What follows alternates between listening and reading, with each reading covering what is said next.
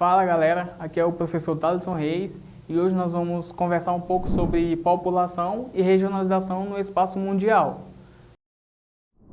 Sobre os aspectos demográficos, geralmente nós relacionamos população ao conjunto de indivíduos que habitam em determinado local, região, país ou até a população mundial, como nos referimos principalmente na aula de hoje.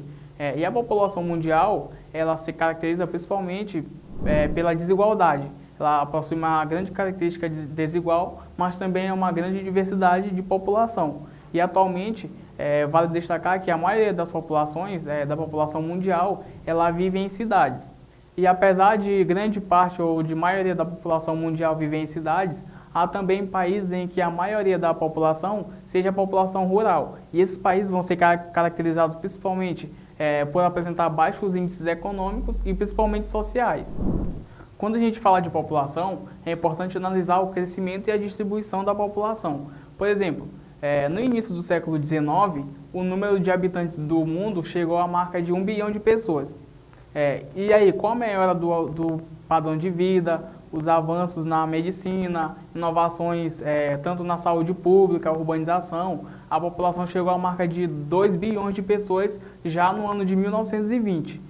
E a estimativa é que no ano de 2044 a população chegue ao número de 9 bilhões de pessoas. Atualmente, vale destacar que a população mundial varia entre 7 bilhões de pessoas.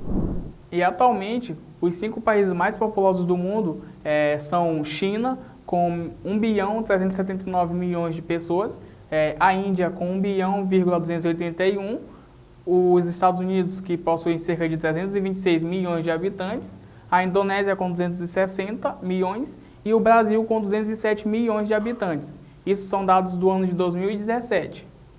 Então, como nós falamos anteriormente, há uma grande concentração da população nas cidades. E isso começou a ser notado a partir da década de 1970. Isso porque, com o aumento relativo da população urbana, a concentração populacional se tornou mais frequente nas cidades. E isso geralmente em cidades que possuíam a partir de 1 milhão de habitantes. No caso, as cidades que já estavam em constante desenvolvimento. E já aí, no fim da década de 2000, a população urbana ultrapassou a população das áreas rurais. Isso se dá principalmente pela mecanização da agropecuária.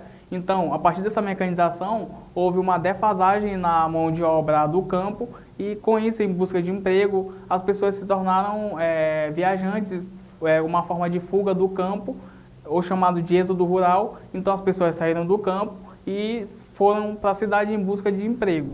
Então, essa fuga de pessoas do campo para a cidade, ela vai se dar principalmente pela modernização da agricultura, mas também pela busca e melhoria por qualidade de vida. Então, muitas pessoas vão do campo para a cidade em busca de melhorias na sua qualidade de vida. E algumas cidades, principalmente aquelas que estavam em constante expansão industrial, elas vão se adequar a essa nova quantidade de pessoas chegando, principalmente pela grande oferta de emprego. Mas também há algumas cidades que não vão se adequar tanto a essa nova realidade. E com isso vai gerar, por exemplo, a criação de favelas ou populações desordenadas, como é conhecido na geografia. Então, a partir do momento que não tem emprego para todo mundo, não tem emprego para todas as pessoas, algumas pessoas vão para lugares mais baratos, que tenham menor custo de vida. Então, por isso, vai ocorrer essa criação e essa maior ocorrência de favelas no Brasil.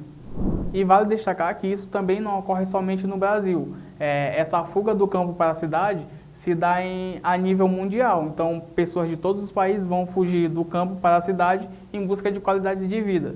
Mas essa criação, essa ocorrência de favelas no Brasil, subúrbios, também em outros lugares, se dá justamente por essa falta de emprego e busca por melhores qualidades de vida, e onde as pessoas não conseguem essas melhores qualidades de vida, elas vão para lugares onde elas terão menos gastos. Atualmente, embora haja o predomínio de pessoas morando na cidade, a maior parte da população seja uma população urbana, vai haver também a população do campo vai ocupar uma posição de destaque no mundo. Isso porque a produção de alimentos, por exemplo, se baseia principalmente pelo campo. Então, a maior produção de alimento, ela não está na cidade, ela está no campo. E, principalmente, o campo vai produzir alimentos para que a cidade consuma.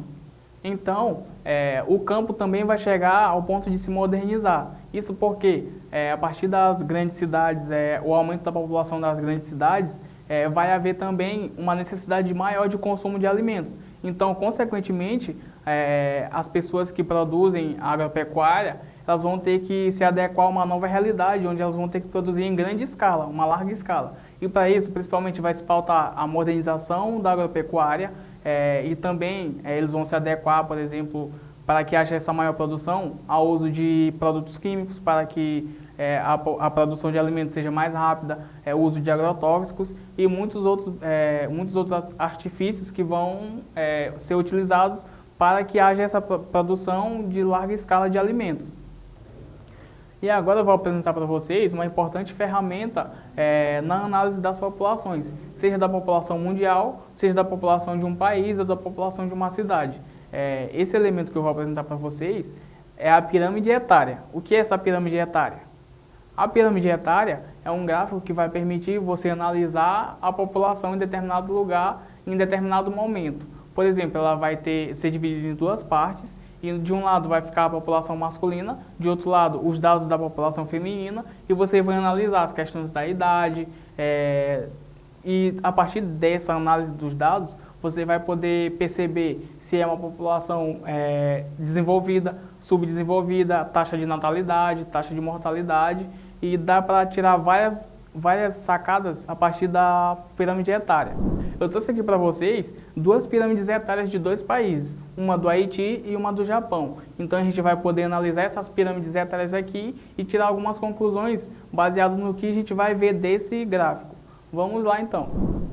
Então aqui nessa pirâmide etária do Haiti você vai observar que ela é dividida em dois lados. O lado masculino é caracterizado pela cor azul e o feminino pela cor rosa. E você vai observar também que a população em até 25 anos é predominante.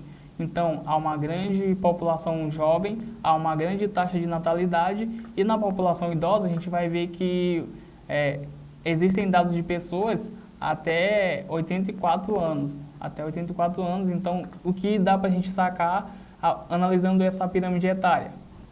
Então, daqui eu vou tirar algumas conclusões com vocês. A primeira é que o Haiti é um país que a maioria da população é uma população jovem.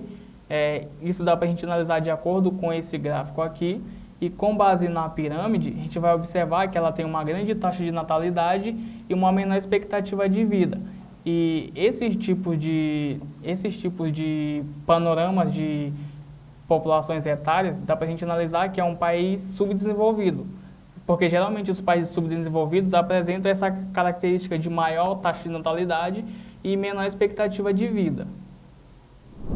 E aqui na pirâmide etária do Japão, a gente vai observar que já está bem mais distribuído. Por exemplo, a taxa de natalidade é bem menor que a do Haiti, e a população média, a população tipo, de meia idade, que vai de 45 até 79 anos, a gente observa que tem uma população bem significativa aqui no Japão. O que dá para a gente perceber aqui, e principalmente, a população idosa do Japão é bem alta. 0,1% da população de homens, ela chega de até 99 anos. Isso significa que o Japão tem uma grande expectativa de vida. Então, a partir disso, a gente vai tirar as seguintes conclusões. Que o Japão apresenta uma baixa taxa de natalidade, o que significa um decréscimo na população para os próximos anos, e também a gente pode observar que as faixas etárias mais velhas estão em maior quantidade, o que indica uma alta expectativa de vida, ou seja, essa característica de análise de pirâmides etárias são características de países mais desenvolvidos. Países que têm maior desenvolvimento possuem essa característica de menor taxa de natalidade e maior taxa de expectativa de vida. Então, galera, essa foi a nossa aula de hoje, onde a gente pôde aprender um pouco mais sobre população e regionalização do espaço mundial. Eu espero que vocês tenham gostado da aula. E antes de sair, não esqueça de deixar o seu like, de se inscrever no canal e também de ativar o sininho das notificações. Até a próxima!